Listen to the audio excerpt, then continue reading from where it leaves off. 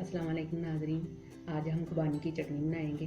खुबानी की चटनी बनाने के लिए हमें इन चीज़ों की ज़रूरत है। खुबानी लिया मैंने 1 पाव, इसको धो के मैंने 10 मिनट के लिए उबाल लिया। 1 पाव मैंने चीनी ली है। अब इसको मैं ग्राइंड करती हूँ। पानी को जग में डाल रही हूँ।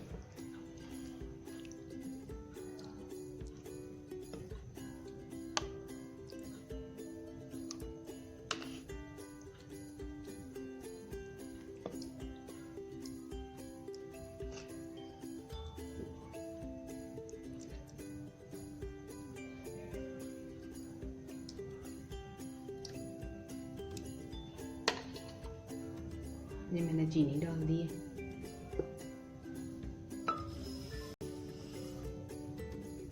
अब इसको मैं ग्राइंड करती हूँ।